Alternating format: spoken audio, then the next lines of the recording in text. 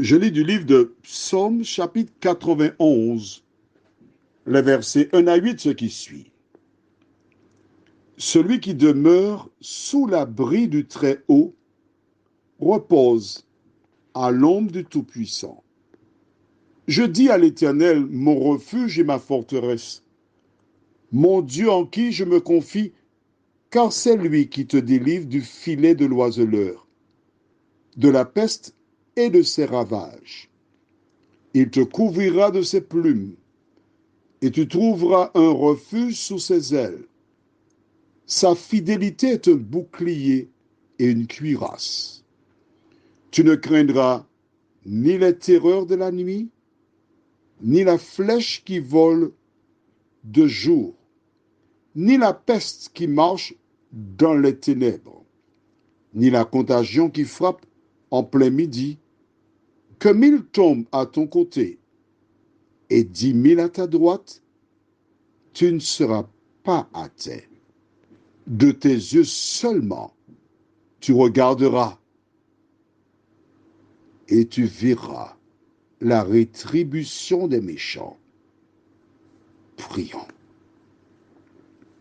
Notre Seigneur et notre Dieu, dans ce monde troublé où nous subissons des actes de méchanceté des forces du mal, où plusieurs ne savent que faire, nous avons ta parole qui nous rassure, qui nous parle.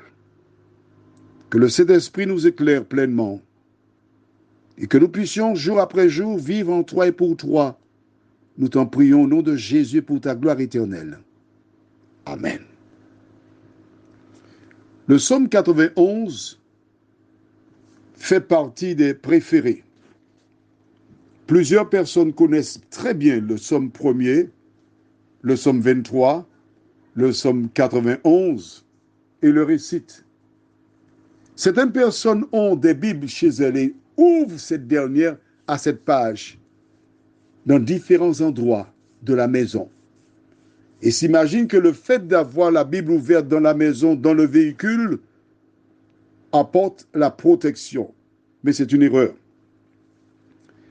Qu'est-ce qui t'apporte la protection? Le verset premier est clair et précis.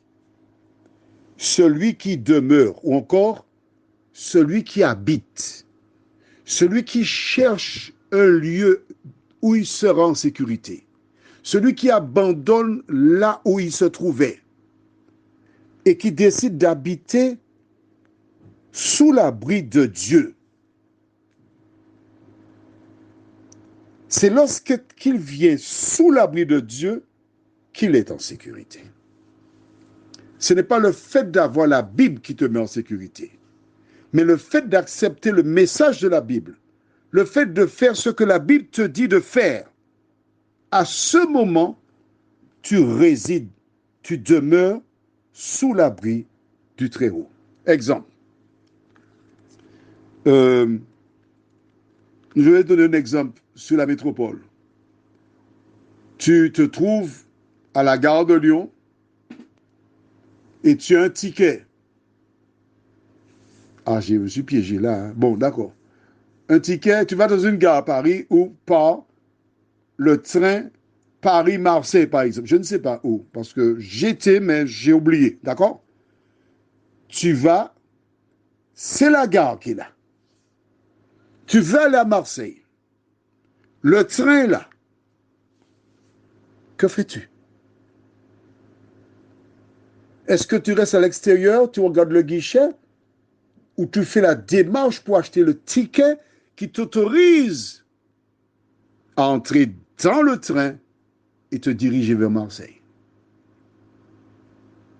Il faut que tu ailles prendre le ticket. Le ticket, c'est Jésus de Nazareth. Il faut que tu fasses la démarche pour y aller.